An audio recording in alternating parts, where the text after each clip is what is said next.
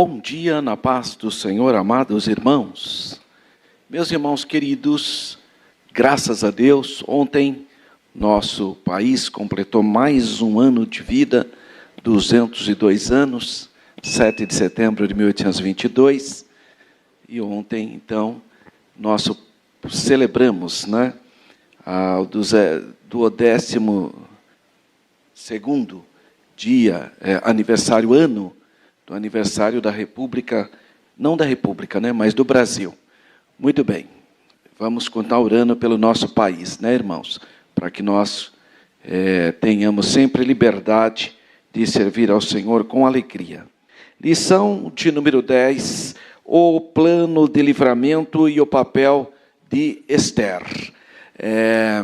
Também hoje é considerado o Dia Nacional de Missões, logo mais às 18 horas, em todas as congregações da Assembleia de Deus, Ministério de Belém, aqui do Campo de Campinas, nós teremos o culto de missões. É quando a gente semeia na vida dos nossos missionários e sempre também somos informados de alguma atividade em algum campo de missões, tanto no Brasil como de maneira externa.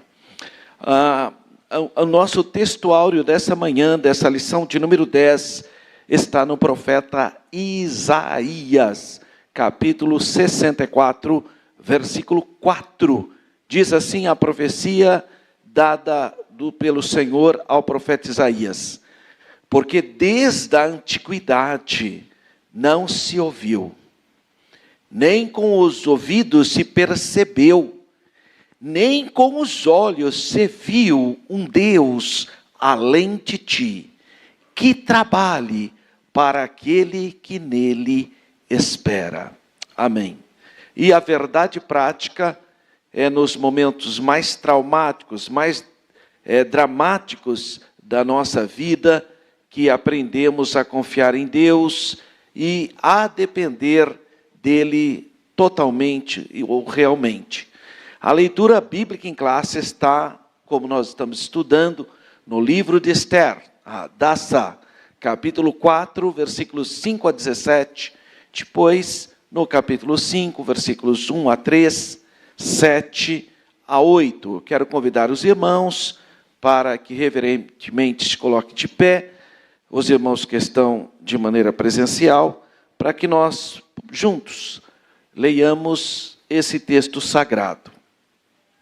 Esther, capítulo 4, versículos 5 a 17, diz assim: então Esther chamou a Hataque, um dos eunucos do rei, que este tinha posto na presença dela, e deu-lhe mandado para Mardoqueu, para saber que era aquilo e para quê.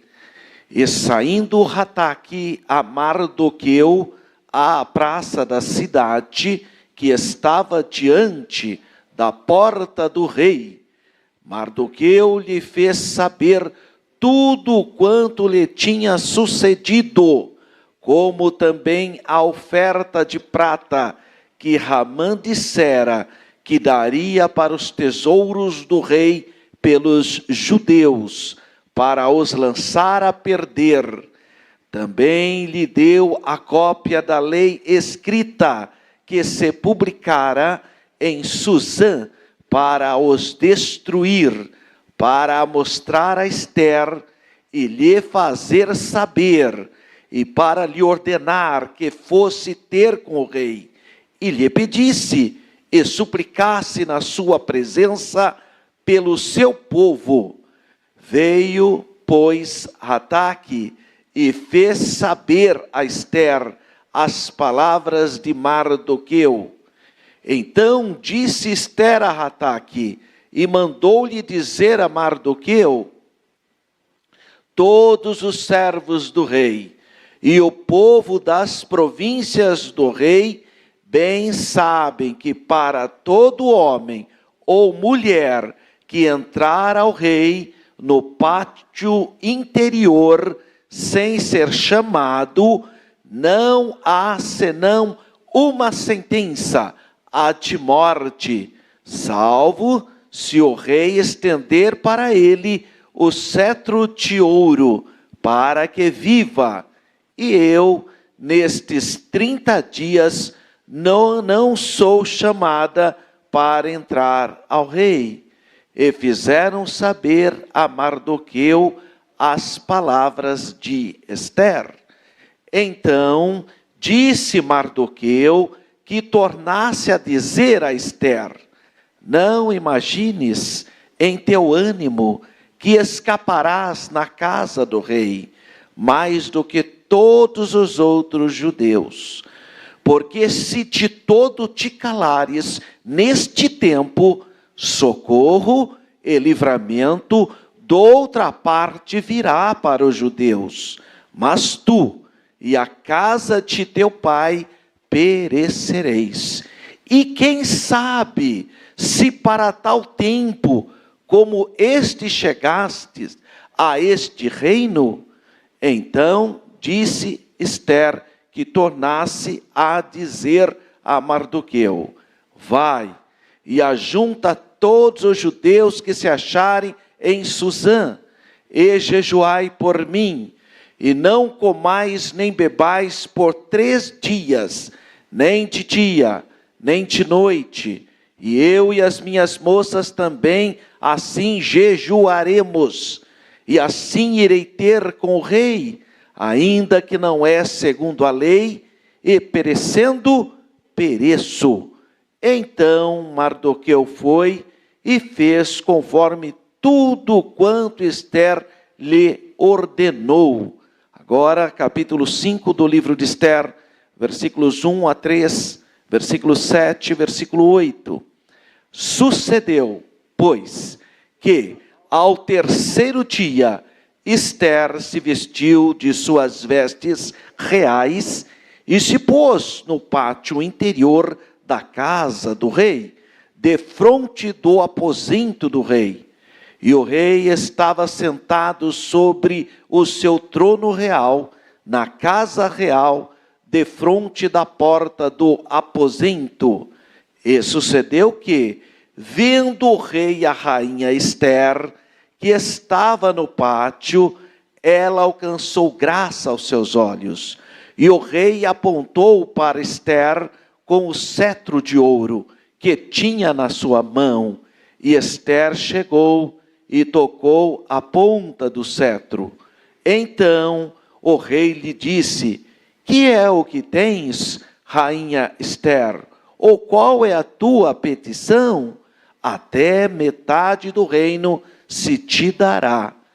Então respondeu Ester e disse: minha petição e requerimento é: se achei graça aos olhos do rei, e se bem parece ao rei conceder-me a minha petição e outorgar-me o meu requerimento, vem o rei com Ramã ao banquete, que lhes hei de preparar, e amanhã farei conforme o mandato do rei. Amém. Oremos. Pai Santo, Deus Todo-Poderoso, Deus de todas as graças, Deus de todas as misericórdias, no nome do Senhor Jesus, teu único Filho, uma vez mais adentramos na tua grande presença. Contemplai, Senhor, a necessidade do teu povo e nos instrui, nos ensine, Senhor, que possamos acolher a palavra, colocá-la em prática para a glória do teu nome. Abençoa cada família que nesse momento acompanha essas aulas, que a tua boa mão, que a tua cura, que a tua paz, que as tuas misericórdias sejam copiosamente direcionadas sobre nossas vidas. Assim nós te pedimos com fé, em nome do Senhor Jesus. Amém. Graças a Deus. Por gentileza, os irmãos que estão presentes, podeis sentar.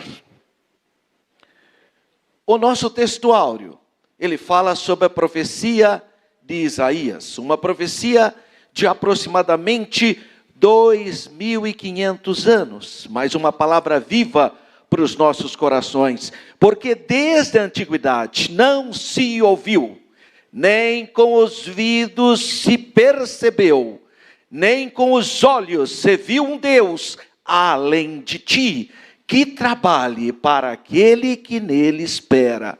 Graças a Deus. Então o nosso texto maior está no capítulo 64 do profeta Isaías. Porém, não há interrupção entre os capítulos 63 e 64. Para você entender o contexto dessa palavra profética, desse versículo especificamente, você teria que voltar para o capítulo 63. Então trata-se de um clamor, de uma oração. O profeta Isaías está clamando, está orando com intensividade. E ele inicia essa oração no capítulo 63, especificamente no versículo 7. O profeta Isaías lamenta profundamente, ele ora profundamente, pedindo a presença de Deus. Ele pede para que Deus esteja presente na vida dele. O profeta ora com anelo intenso, com predisposição. Ele ora com o coração rasgado, aberto, desejando o que nós chamamos na teologia de teofania, da manifestação da presença de Deus. É isso que ele está pedindo. E ele fala de uma maneira intensa, assim como Deus tinha se manifestado no deserto do Sinai, lá na época que o povo saiu do deserto, do Egito, assim como Deus tinha aparecido com fogos, trovões, raios lá no Sinai, ou no Monte Horebe especificamente, ele pede essa teofania, essa presença de Deus. Vem da palavra teos, Deus, e fania, forma ou presença. Presença de Deus em forma de alguma coisa. Daí a palavra grega teofania. Então ele implora a Deus. Ele implora a Deus que ele não somente olhasse do céu e visse a necessidade, a situação que se encontrava então aquela nação. Você vê isso em Isaías 63:15. Mas ele também, ele pede para que Deus rasgasse o céu, ou como poeticamente os profetas dizem, enrolassem o céu, e se revelasse para o povo dele. Por que que ele pede isso? Porque havia muitos adversários. E ele queria que tanto o povo judeu experimentasse a manifestação de Deus, que outrora Deus tinha feito lá no deserto do Sinai, quando o povo saiu do Egito, como também que os inimigos vissem e soubessem que só existe um Deus verdadeiro. O Deus que opera, o Deus que trabalha, o Deus que realiza.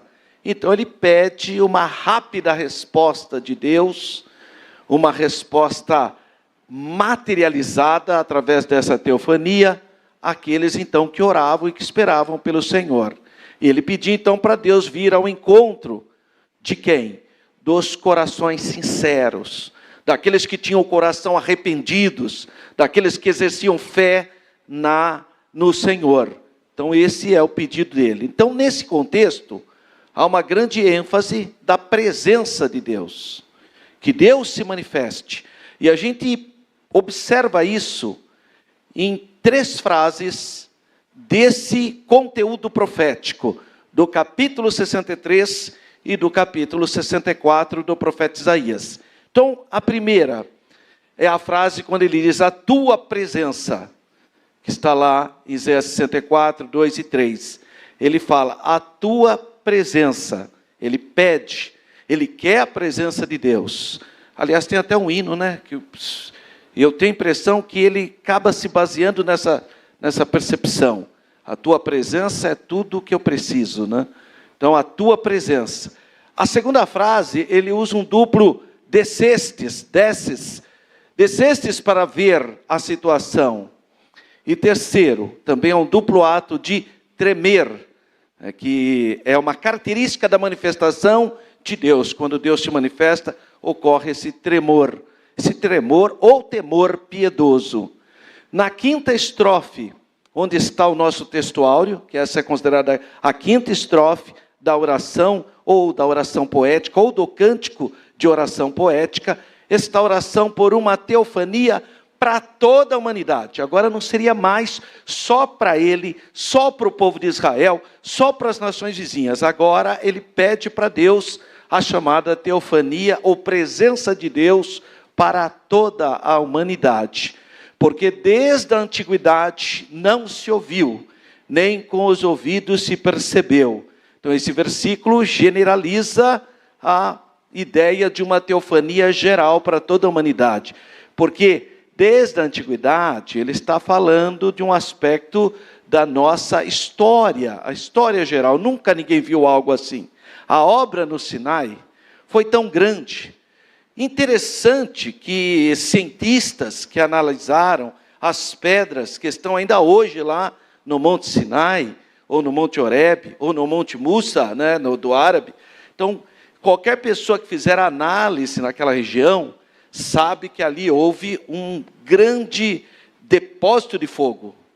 Ninguém consegue explicar, não tem uma explicação, porque não vê um local, não é vulcão, não se trata disso, mas alguma coisa, algum fogo queimou de tal maneira aquela estrutura da terra, que nós sabemos que foi, obviamente, a presença de Deus, né?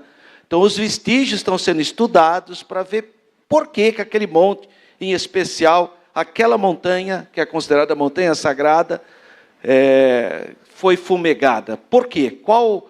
E há estudos sobre isso. A obra do Sinai foi grande e visivelmente chocante, no sentido de traumática, assustadora, mas deve ter havido muitas outras obras divinas semelhantes. Deus se manifestou de muitas maneiras. O escritor aos Hebreus inicia dizendo, havendo Deus falado de muitas maneiras, né?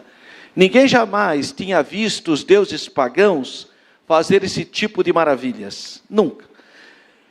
Entre o monoteísmo ético do povo de Israel e o paganismo geral das nações, há um abismo de percepções. Em primeiro lugar, é que o Deus único, ele não se faz representar por imagem de escultura, algo muito comum no paganismo. No paganismo, você tem um monte de imagens, um monte de estátuas, um monte de representação humana do que seria a sua divindade, que são percepções da mente decaída pelo pecado do homem. O homem projetou ideias sobre divindades. Segundo, o caráter dessas divindades pagãs são completamente sombrios. Eles são vingativos, eles são adúlteros, eles são enganadores. Essas são as expressões dos deuses no paganismo. Completamente díspare do Deus da Bíblia. Porque o Deus da Bíblia é um Deus santo, justo, reto. Esses são os princípios do Deus Todo-Poderoso. Então ninguém jamais tinha visto no mundo pagão, no panteão. E olha que o Egito, para quem não sabe, o Egito era conhecido como a terra dos deuses. E em todas essas nações e percepções e construções mentais, religiosas do ser humano, nunca tinha se visto algo na história como a história do povo judeu. Tanto é que de todas as nações antigas, se você pega o livro de história, a hora que chegar na sua casa, pega o livro de história do seu filho da 5ª série, ou então no ensino médio, no 1º ano, nós estudamos, de acordo com a grade curricular, aqui no nosso país, a lei das diretrizes, né, da educação básicas, a gente estuda as nações antigas. Quem são as nações antigas? Egito, Mesopotâmia, Babilônia, Síria, estuda os fenícios, são esses povos que a gente estuda. E o povo de Israel, também é considerado como uma nação antiga. Depois você estuda os persas e depois as chamadas nações clássicas, Grécia e Roma. Então, quando você vai estudar história na escola, seja na 5ª série ou na 7ª série, às vezes na 5ª série se dá mais ênfase sobre a história do Brasil, ou no 3º ano, no ensino médio, porque, para quem ainda não percebeu, o nosso 3º ano quase que estuda a mesma coisa que você estudou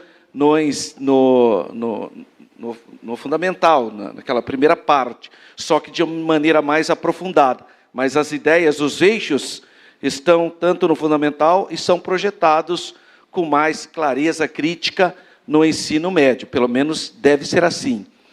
Mas quem estuda a história antiga, percebe-se que o egípcio antigo, o Egito dos faraós, não existe mais.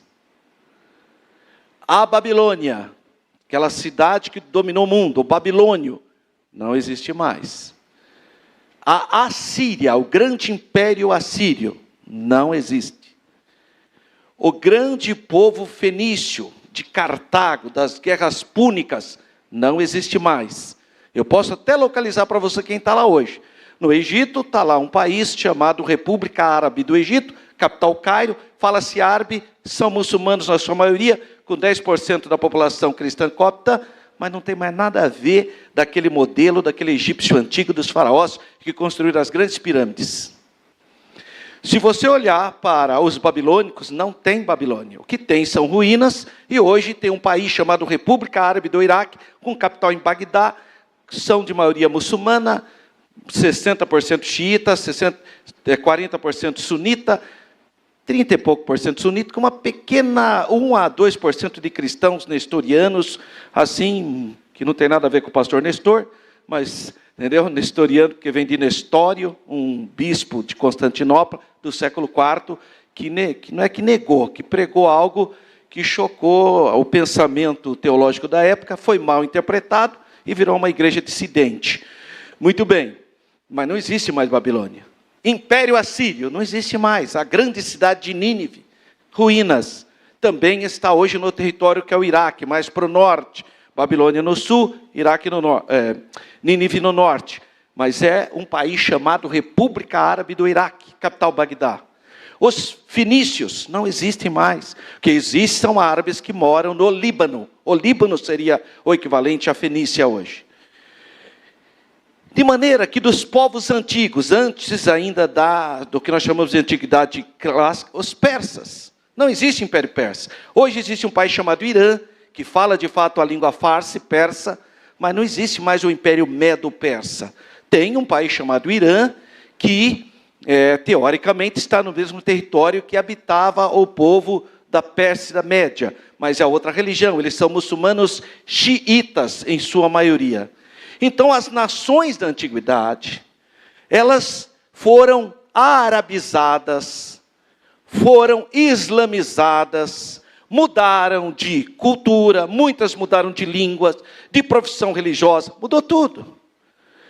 Somente da antiguidade, somente um povo permanece com a mesma língua, com a mesma religião, com a mesma capital e com o mesmo território.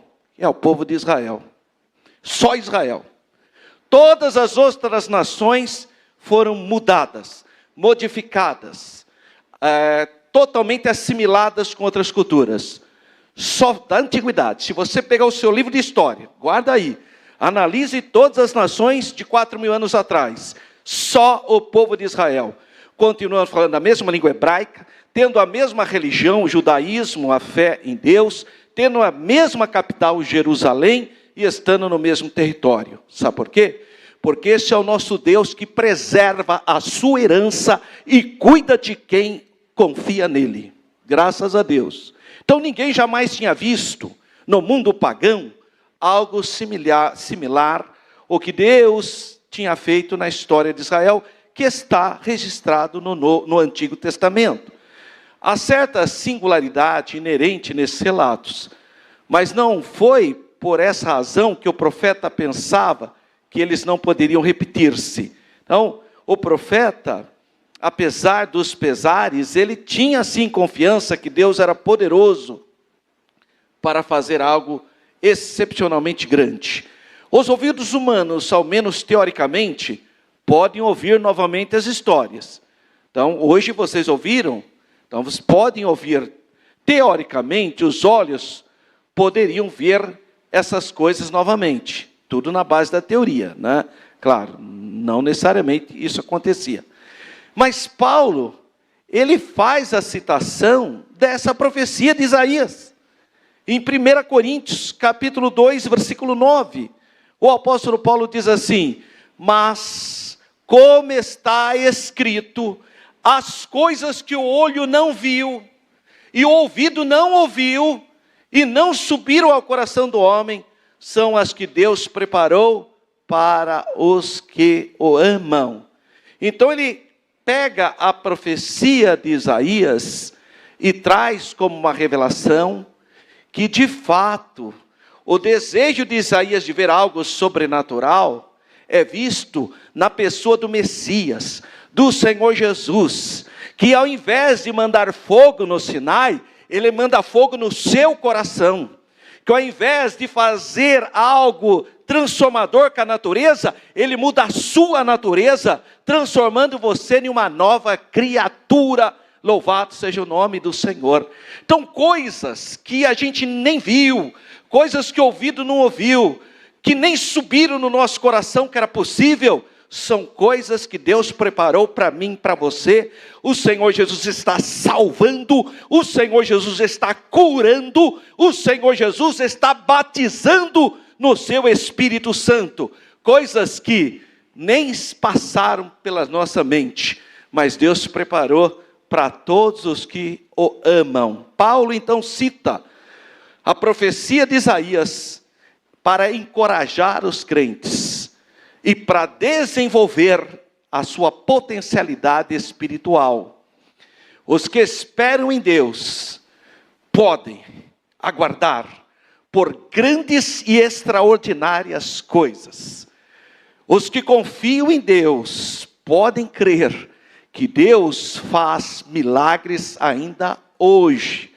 Nesse momento, nessa história que nós vivemos contemporânea, Deus é poderoso para fazer grandes coisas, ainda que não tão dramáticas como aquele fogo que caiu no Sinai. Talvez não tão dramática como a abertura do mar, mas as promessas de Deus continuam para todos nós. E além disso, operando coisas extraordinárias, ainda hoje. E coisas também dramáticas. As palavras que expressam que nele espera, significa que neles tem depositado a sua total confiança. Essa é a ideia. Então aquele que espera é aquele que deposita em Deus toda a sua confiança. Dele dependem, aguardando grandes coisas mediante o poder de Deus. Então, a ideia é você continuar confiando no Senhor, crendo no sobrenatural de Deus, que o nosso Deus é o mesmo que opera extraordinárias maravilhas. Por isso que ele fala: aguarde grandes coisas mediante o poder de Deus. E todos nós temos um testemunho de algo extraordinário que Deus fez em nossas vidas. Graças a Deus. Amém. Vamos então pensar um pouquinho a nossa lição. Ela fala das atitudes de Mardoqueu e de Ester em favor do povo judeu. Eu amo essa expressão, quando Mardoqueu fala assim: quem sabe você está nessa posição, foi Deus que preparou, foi Deus que criou o contexto para você estar nesse cargo que você está, para você estar morando nessa residência que você mora, para você estar nessa condição. Quem sabe Deus preparou essa oportunidade para você fazer o bem. Eu falo isso na época eleitoral, inclusive. Nós estamos prestes de uma eleição. Tem gente que insiste em dar poder para o mal. Tem gente ainda que insiste em dar poder para a injustiça, para as ideologias deste mundo enganadoras. Irmão, quem sabe Deus deu para nós a oportunidade de elegermos pessoas, porque nós temos essa liberdade, porque tem um monte de gente que foi tirado esse direito. Tem gente que não pode expressar a sua votação para colocar qual é o governante que ele quer. Não tem. É tudo uma ditadura, uma imposição. Então, nós temos essa oportunidade lá. e colocar gente que representa os seus valores, o seu conceito de família. O que é mais importante para um ser humano? É um prato de lentilha? Ou são os seus valores espirituais? A Bíblia diz claramente que Esaú foi rejeitado porque ele foi atrás de um bem material, de um prato de lentilha, passageiro, efêmero. Mas Jacó desejou a primogenitura, que é um elemento espiritual. Então é um alerta para você. Vamos lutar em favor do povo de Deus. Vamos ter discernimento espiritual. Porque o povo do mundo vem com a sua ideologia, que parece até ser justo, parece que é correto, parece que tem fundamento, mas quando eles chegam no poder, o primeiro elo dele é atacar a família, é atacar a sua fé, é desconstruir os seus valores. Então não dê poder em que vai se levantar contra você mesmo, contra os seus filhos, contra a sua cultura, contra o seu direito de pregar, contra o seu direito de ser o que você desejar ser. Então abre o olho, porque Deus nos dá a oportunidade. E muitas vezes você não aproveita a oportunidade por falta de temor de Deus. Então Mardoqueu e Ester vai lutar em favor do povo judeu. Eles vão lutar para proteger o seu povo. O decreto do rei estava assinado. Vai atacar as comunidades judaicas, as sinagogas, as escolas. A ordem de extermínio havia chegado em todas as províncias, 127 províncias de todo o império. Estava lá, é lei. Então era essa a situação, esse é o contexto. O dia da matança foi lançado sorte, né? Da palavra persa fur, que é pur, de onde vem a expressão purim. Era preciso clamar a Deus e agir, porque tem coisa, irmão, que Deus te dá a oportunidade de fazer. Por exemplo, você pode votar, mas tem coisa, irmão, que só Deus é que pode fazer. É o que Jesus falou para Lázaro. Para Lázaro não, para as pessoas que estavam em frente ao túmulo de Lázaro. Eu sei, e você sabe também, que o Senhor Jesus podia estender a mão em direção àquela pedra e fazer assim. E aquela pedra sairia imediatamente. Até seria bonito, né? Já pensou? Ele só fazia com a mão assim, ó. E puxando a pedra. Mas ele não precisaria desse gesto. Ele poderia só olhar para a pedra, só com o seu olhar e fazer assim com a pedra. E a pedra sairia. Mas ele disse: vocês têm que tirar a pedra, porque tem coisa que depende de você. É você que tem que acordar cedo, buscar a presença de Deus, clamar, pedir. É você que tem que vir na escola dominical, porque não é fácil. As pessoas trabalharam a semana inteira, elas estão cansadas, mas elas levantam, elas tiram a pedra e vêm ouvir a expressão da palavra de Deus, que é santificadora. Então você tem que fazer a sua parte. Você tem que vir aqui orar, irmão. Ei, irmão, estou com um filho na cadeia, estou com um filho, está com não sei o que lá, está endemoniado, está com droga. Tira a pedra. O cara fica lá, filho todo atrapalhado, e a irmã lá deitadona, ouvindo a Cassiane e tomando café. Manda Jesus. É ruim, hein? É você que tem que levantar. Tira a pedra. Qual é a sua pedra nessa manhã? Qual é a sua pedra? Então, tira a pedra. Tira a pedra é você que vai ter que tirar. Não se iluda. Agora tem uma coisa que só Deus pode fazer. Só Deus que pode dizer: Lázaro, sai para fora. Glória a Deus. A palavra de vida, a palavra do sobrenatural, somente o Deus Todo-Poderoso é que pode fazer. Então, você pode vir orar, mas libertar o seu filho da droga, da bebida, é o Espírito Santo que está indo lá pegar aquele seu filho e trazer de volta para a casa do Senhor. O sobrenatural é Deus, a ordem é dele. Mas ele só vai falar: Lázaro, sai para fora, a hora que você tirar a pedra. Então era preciso clamar a Deus. Tem uma sentença. A sentença está dada. Mata. Todo o povo judeu estava condenado à morte. Então, sentença dada. Mas, o que ele vai fazer? O que ele poderia fazer? Vamos tirar a pedra. Qual é a pedra que ele precisava tirar? Qual era a pedra que ele precisava tirar? Jejum e oração. Jejum e oração. Não tinha outra coisa. O que ele ia fazer? Vamos orar e vamos jejuar. O perigoso plano e o temor de Esther. Lamento, choro e compadecimento. Mardoqueu não se escondeu no seu abatimento, porque é muito normal isso, né? Quando vem a luta, a pessoa já desaba, né? Irmão, estou sendo perseguido. Só desânimo e reclamação. O quadro trágico produziu nele um profundo lamento. Veja, irmãos, não é para você negar a sua luta. Se você está em luta, você está em luta, irmão. Vai dizer que não está em luta. A maior luta é, irmão, não, está em luta. Não precisa negar, mas enfrenta.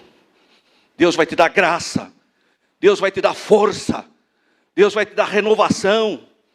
Então o quadro trágico produziu nele um profundo lamento. No palácio, Esther soube da crítica situação, do estado terrível. E claro que ela não sabia os motivos, mas ela ficou compadecida. O que será que está acontecendo? Porque ela estava numa bolha, né? Dentro do palácio, não sabia a realidade. Esse é um outro problema.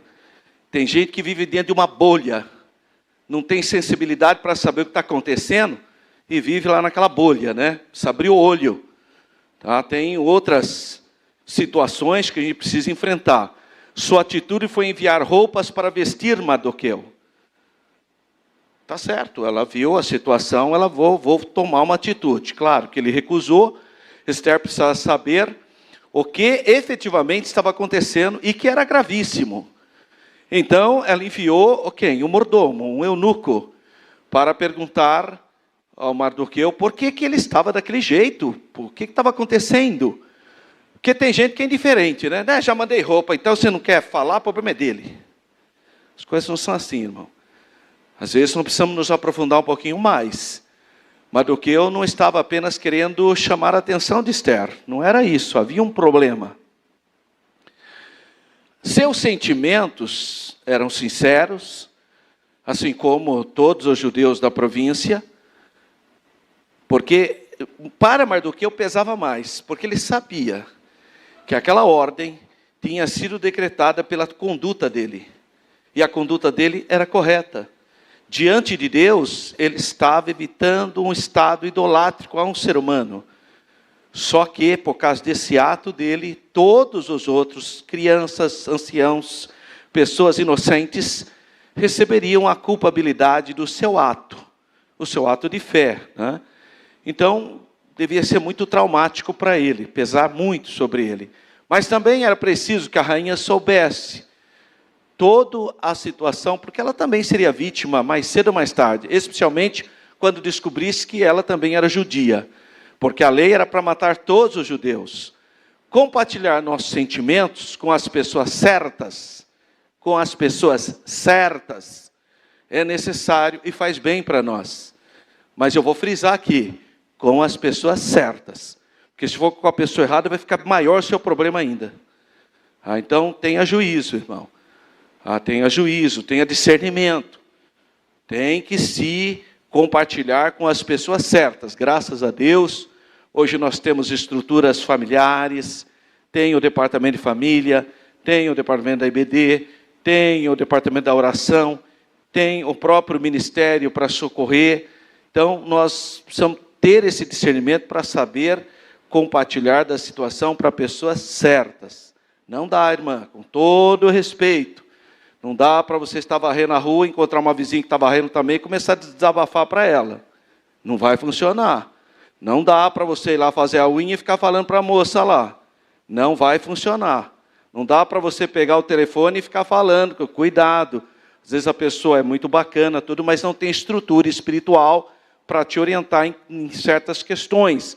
Então tenha discernimento. Você pode compartilhar seus sentimentos, deve fazer isso, vai fazer bem para você, mas procure as pessoas certas. Em um momento de profunda agonia, Jesus abriu o coração e rogou aos seus discípulos que não o deixassem só, mas que fossem vigiar com ele. 1.2, um obstáculo real. Então, por intermédio do ataque, Mardoqueu deixou Esther informada de todo o plano de Hamã, que era o extermínio do povo judeu. Inclusive, mostrou uma cópia do decreto que estava lá na cidade de Suzã, com o anel real, com o símbolo do rei Assuero, marido da Esther. Ele pediu que ela fosse ao rei e intercedesse pelos judeus, mas havia um problema. Esther respondeu a Mardoqueu, lembrando-lhe da lei, a mesma lei que outras vezes nós vimos já no Império Medo-Persa. Depois que o rei faz o decreto que sela, não pode ser revogado mais. Então as consequências são muito gravíssimas. E além do mais, não se era permitido que alguém fosse na presença do rei. Aí mostra também um elemento da autoridade déspota dos monarcas orientais, especialmente dos reis da Pérsia. O poder dele era tão grande que nem havia acesso a ele. Era uma coisa, nem a rainha tinha acesso a ele. A sentença era a morte para quem que entrasse na frente do rei, sem que, obviamente, ele reagisse. Se ele continuasse quietinho lá, é morte. Mas se ele reagisse, se ele estendesse o seu cetro de ouro, significava que ele ia ouvir a pessoa, não necessariamente também ia resolver o problema. Tá? Acredita-se que nessa rigorosa norma existia porque os reis temiam ser vítimas, né, de conspiração, de tantas coisas que ao longo da história muitos monarcas foram brutalmente assassinados. Então eles tomavam todos os cuidados da época, já que não tinha tanta tecnologia de segurança. 1.3, autoritarismo e morte. O que Assuero temia lhe sobreveio. Ele foi assassinado por os oficiais do palácio no ano 465 a.C., 8 anos depois dos episódios narrados no livro de Esther. Então, considerando que esse Assuero é o Xerxes, então foi isso que aconteceu de acordo com a história. Considerando, né? Agora, se for uma outra coisa, aí não seria bem isso. Mas aqui está um exemplo de como os reis estavam infelizmente, vulneráveis ao assassinato. Até hoje, né? Até lá mesmo nos Estados Unidos, quase que mataram o candidato do Partido Republicano. Então, aqui no Brasil, né, quase houve assassinato do ex-presidente Jair Bolsonaro. Então, não é uma coisa tão nova assim, né, desde a época antiga. 2 dos guardas de Assuero já haviam tramado a morte dele, está em Esther 3:21. Então, ele talvez não fosse um rei assim tão protegido, né? Decisões autoritárias, obviamente, produzem inimigos. É muito comum ditadores terem mortes trágicas. Ditador, só um milagre para ele viver bem. Todo mundo que escolhe o caminho da tirania, da ditadura, só um milagre para ele escapar disso. Eu vou dar um exemplo recente. O ditador da Romênia, o Nicolau Ceausescu, ele com a esposa dele, a Ivana, eles foram levados em praça e foram basicamente linchados pela população da Romênia. Outro exemplo, o ditador da Líbia, Muammar Gaddafi. Foi vergonhoso o que se viu. Ele escondeu num cano de esgoto. Pegaram ele, foi basicamente linchado na Líbia. E o último, talvez mais fácil para a gente lembrar, foi o ditador do Iraque, o Saddam Hussein, que teve o mesmo destino.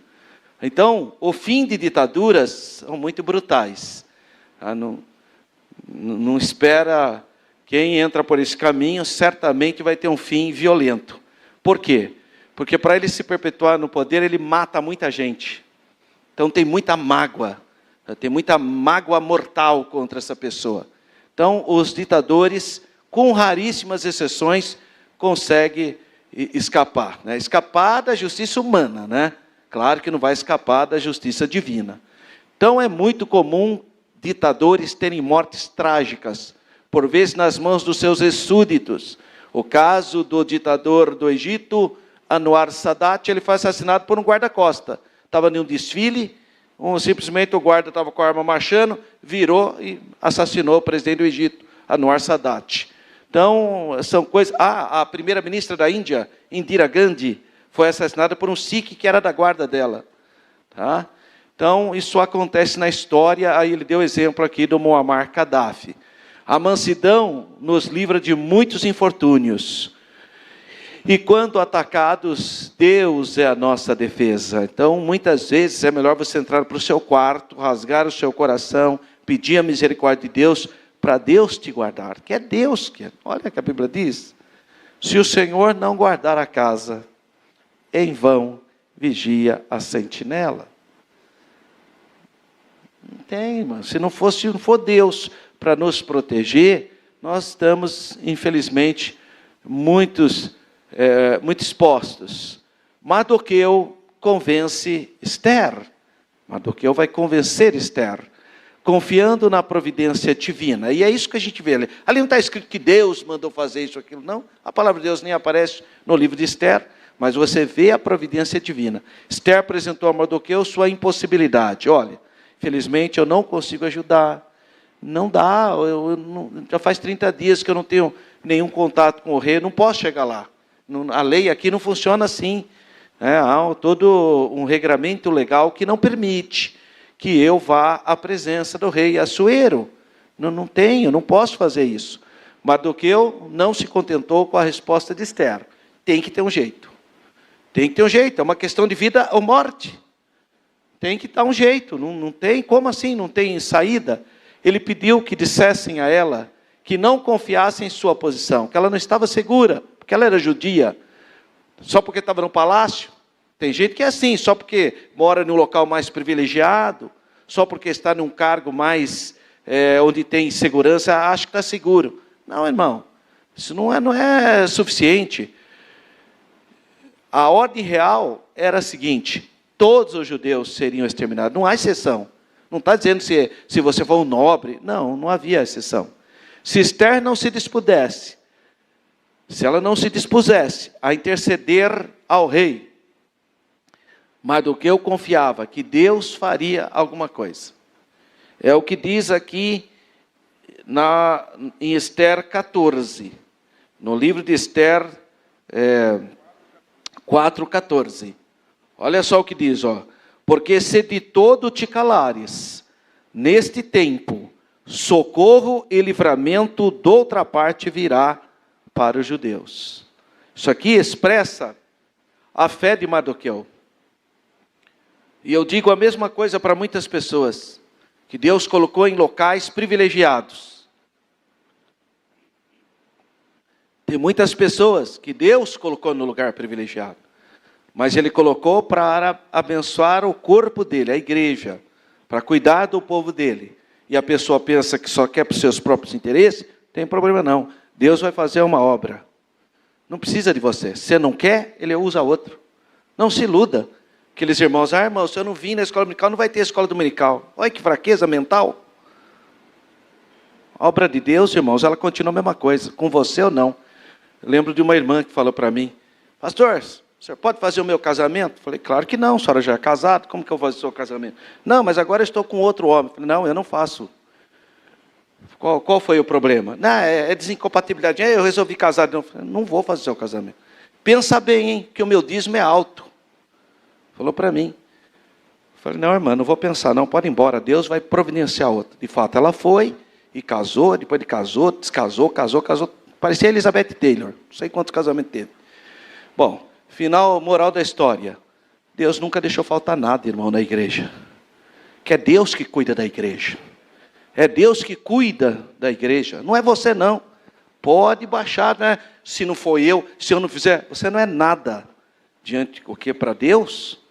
Que bom, pense diferente. Deus permite eu ser bênção na vida das pessoas. Graças a Deus, como é bom.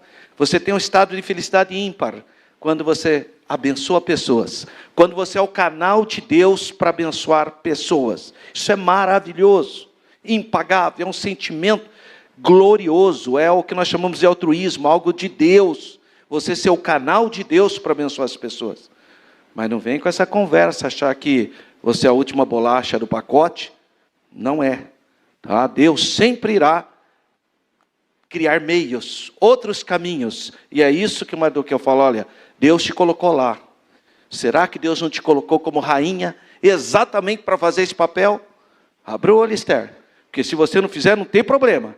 Mas Deus vai entrar com providência.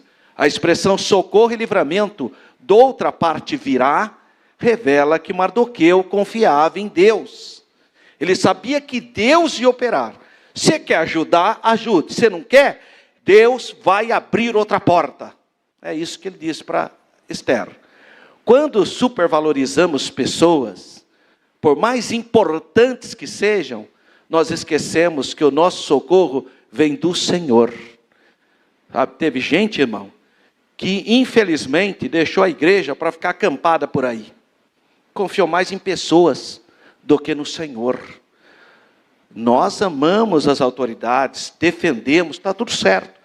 Mas, irmãos, Deus é mais importante na nossa vida do que essas coisas, né? Uma vez uma irmã falou assim, falou na lata para mim, sabe por que eu não voto no senhor? Porque se eu votar no senhor, o senhor vai sumir da igreja. Eu falei, para mim vai acontecer o contrário. Se a senhora votar em mim, eu não vou sumir da igreja, eu vou estar só na igreja. Capaz a senhora até falar assim, não é melhor você ir para lá? Porque, mas o que é isso? A nossa vida é o povo de Deus. É o nosso trabalho estarmos na casa de Deus. Nós vivemos para a glória de Deus. Não é para a nossa vaidade pessoal. Que é isso? Essas coisas são efêmeras. Cargos são efêmeros. Tudo isso é efêmero. Agora, a nossa salvação, conquistada pelo santo sangue de Jesus, isso é eterno.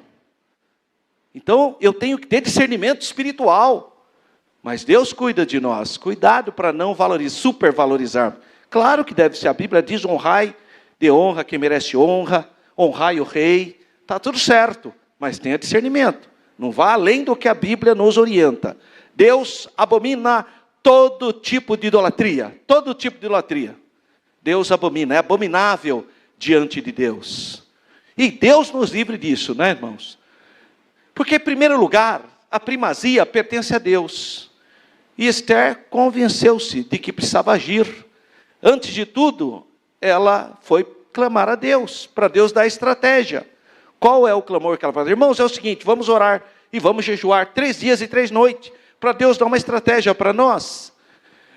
Essa foi a resposta de Mardoqueu. Ajuda, pede para todos os judeus orarem e jejuar. Agora é uma coisa certa também, né, irmão? Você só jejua e ora se estiver em luta mesmo.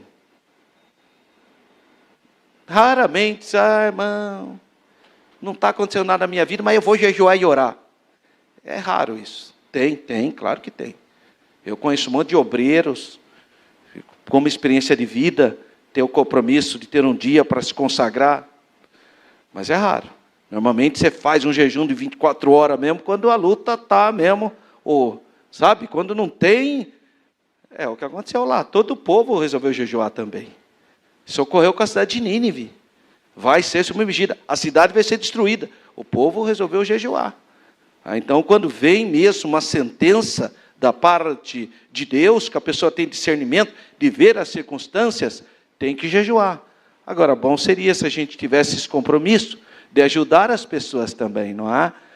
Ela faria o mesmo com as suas moças, lá no palácio. Elas iriam jejuar e orar e jejuar.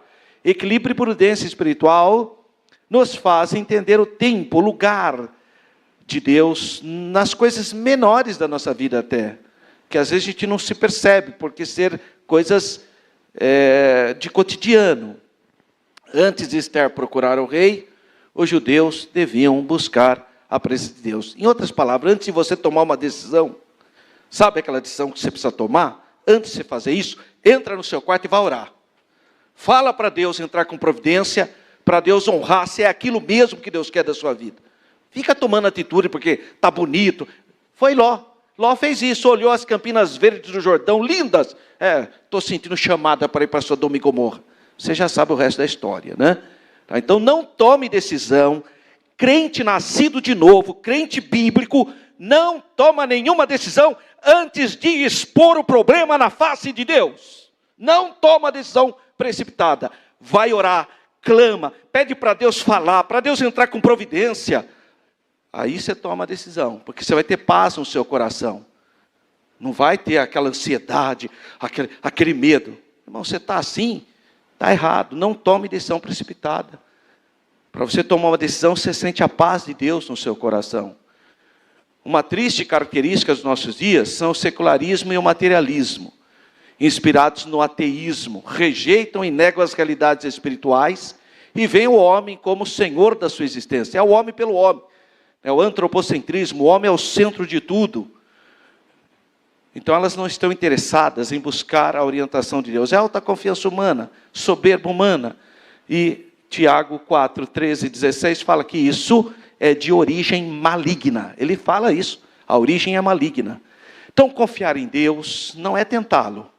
Esther confiava em Deus, mas não agiu de forma a tentá-lo. O que é tentar Deus? A pessoa doida, irmão, chegar aqui na Bandeirantes, vou fechar o olho e vou começar a andar a pé lá, porque Deus vai me guardar. Você vai parar no necrotério. Agora, quantas vezes Deus já te guardou, irmão, de acidente, de coisas terríveis, Deus te guardou, você nem sabe, você nem tem consciência, você não está atentando a Deus. Agora a pessoa está vendo, irmão, que não tem idade para subir numa escada, para tirar aquela lâmpada, não tem idade, irmão, e quer subir, isso é tentar Deus, irmão, se toca, irmão, tudo tem um tempo na vida da gente. A pessoa tem já 80 anos e quer dar um pulo aí, irmão, poxa, é bom senso, não, Deus vai guardar. Você vai quebrado para o Mário Gatti. Então, tenha discernimento. Não tentarás o Senhor teu Deus. Por isso nós temos que orar, pedir graça para Deus, saber os nossos limites. Você tem que saber seu limite, irmão. Claro que Deus te dá graça. Agora, por outro lado, a pessoa escorrega, cai e não acontece nada, porque Deus guardou. Era para estar arrebentado, mas Deus guardou. Então, a ideia é confiar em Deus, não é tentá-lo. Porque tentar é outra coisa. Esther confiava em Deus. Era difícil ela fazer essa atitude e ir na presença do rei. Mas havia uma necessidade. Então ela jejuou. Os judeus jejuaram, pediram a intervenção divina. Estava todo mundo orando. Então ela foi, pedindo a misericórdia para Deus. Por isso, mesmo confiando, Esther estava disposta a morrer. Então ela falou, olha, os judeus estão orando jejum e oração. Agora eu vou. Mesmo se for a palavra negativa, se eu tiver que morrer, que eu morra. Mas pelo menos a gente fez o que era certo, né? Décadas antes, na Babilônia, 3 outros judeus haviam demonstrado a mesma fé. Ananias, Azarias e Misael, Sadraque, Mesaque e Abednego. Mesmo caso. Em nossos dias, são difundidas crenças errôneas que acreditam ser possível mandar em Deus. Se Deus não fizer isso, eu vou jogar minha Bíblia no lixo. Olha que meninice, irmão. Coisa assim absurda, falta de temor de Deus. Não, a nossa oração seja feita à vontade de Deus, irmão. Claro, eu quero que Deus me cura, mas seja feita à vontade de Deus. Deus sabe o que é melhor para mim. Sei que Deus tem o melhor para mim, Deus tem o melhor para mim, irmão, tem o melhor para você. Então peça a vontade dEle. Não a vontade permissiva, a vontade plena dEle. Senhor, cumpra a sua vontade em minha vida. Ela vai querer pôr Deus na parede? A soberania divina não pode ser desafiada por ninguém.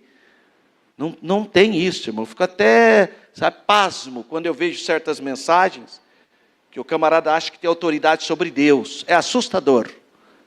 Ou melhor, não é só assustador. A gente fica assustado. A gente começa a pensar, como pode um ser humano achar que tem autoridade para colocar Deus na parede? É perturbador. O plano, Esther entra à presença do rei e propõe um banquete. Ao decidir entrar na presença de Assuero, ela tinha que ter um plano, claro. E o desafio foi grande. Por isso Esther se preparou espiritualmente, emocionalmente e fisicamente. Depois de 3 dias de jejum, pôs sua veste real. Olha, está vendo? Mas, irmão, já pensou se Esther vem tudo escabelada? Tudo aquele cabelão que nem o Rei Leão? Tudo aquela roupona humilde, irmão. Sou muito humilde. Não, irmão, você não jejuou, você não se consagrou. Vai no cabeleireiro. Vai logo no cabeleireiro. capricha, irmã, Deus vai te honrar. É o contrário que Esther fez. Ela orou, ela se consagrou, mas ela se arrumou, pôs as vestes reais. Tem uma mulher no YouTube que ela parece com o cabelão tudo feio e fala um nome de alguém. Nesse dia ela falou Eduardo, aí eu mandei para o pastor Eduardo, ele morreu da risada. É uma mulher com cabelão tudo arrepiado, tudo feio, acabou de acordar e ficar declarando aí para... Mas é claro que é para viralizar, né? É uma brincadeira. Não pode, irmão, jejuou, orou e pôs a veste real. Então não é para jejuar e orar e vir tudo descabelado na igreja, só para dizer que você está em jejum. Não, é o contrário. Sua conduta nos ensina como devemos ser precavidos para tomar atitudes importantes que vão impactar o futuro. E existem muitas mulheres sábias na Bíblia. Bom, o rei estendeu o cetro, graças a Deus. Deus honrou a fé de Esther, Deus honrou a fé da comunidade judaica, Deus honrou a fé de Mardoqueu, porque ele estendeu o trono e ainda deu uma cantada na Esther, né? Isso que é legal, né? O rei, aí, o rei, rainha Esther, até a metade do reino é teu. Olha, maior pressão, né? Glória a Deus, né? Ainda bem que o rei estava de bom humor, deu tudo certo. Que é o que tens, rainha Esther, ou qual a tua petição? Até a metade do reino te dará. Meu Deus, irmão, se fosse uma irmãzinha pentecostal, já sairia marchando, né, pastor Cleuto? Né? Metade do reino, que maravilha. E esquecer a função que ela foi lá. Porque o objetivo era a proteção do povo judeu. E ela já ia querer ficar rica, milionária, né? Ganhei na telecena. Telecena persa. Metade do reino. Podia ter perdido a visão. Deus nos livre, irmãos, tem que ser focado. Você foi lá com o propósito de servir a Deus. Tem gente assim, irmão, que vai para outro país com o propósito de fazer missão e começa a fazer comércio. Vai com o propósito de fazer a obra de Deus e começa a fazer outra coisa. Como que Deus vai abençoar? Perdeu o foco, perdeu a visão. Herodes usou essa mesma expressão aqui, quando ele fala, bom, mas segundo os estudiosos, né, que foi o caso para a filha de Herodias, né, até metade do reino, né? Em sintonia com Deus. Circunstâncias narradas no livro de Esther nos permite dizer que ela, em seu coração, estava em comunhão com Deus. É o que eu e você temos que estar, irmãos. Comunhão com Deus, orando todo o tempo, tendo discernimento, tendo cautela, tendo sabedoria, né? Ela fez um plano, convidou o Hamã para o banquete, e naquele momento, então, ela mostrou o plano de Hamã contra o povo de Deus. Mas ela esperou o momento apropriado, porque se ela fizesse isso no momento errado, daria tudo errado. Ela esperou, ela teve um plano, vamos jantar, ela preparou o ambiente. Esther convida Assuero e Hamã para o banquete, e ali então, naquela noite decisiva, mudou a história do povo judeu. Os desígnios de Deus são perfeitos. A providência divina estava guiando Esther nos seus pequenos detalhes. Para encerrarmos, confiar em Deus e depender dele nos faz viver experiências extraordinárias. O agir divino manifesta em todas as áreas da nossa vida. Não importa, irmão, a situação que se está passando. Em todas as áreas Deus age. O Deus Todo-Poderoso jamais perde o controle. Está tudo sob o controle. Só a Deus a glória. Amém, irmãos? Se Deus nos permitir, dia 23 de novembro, nós estaremos viajando para Londres, de Londres para Tel Aviv. Então, se alguém quiser viajar para Israel, dá tempo. Nós vamos embarcar no dia 23 de novembro. E a próxima lição? A humilhação de Hamã e a honra de Mardoqueu. Então, é o dia da escola bíblica dominical, 15 de setembro. Você não pode faltar, né, pastor Nestor? Vai ser uma festa.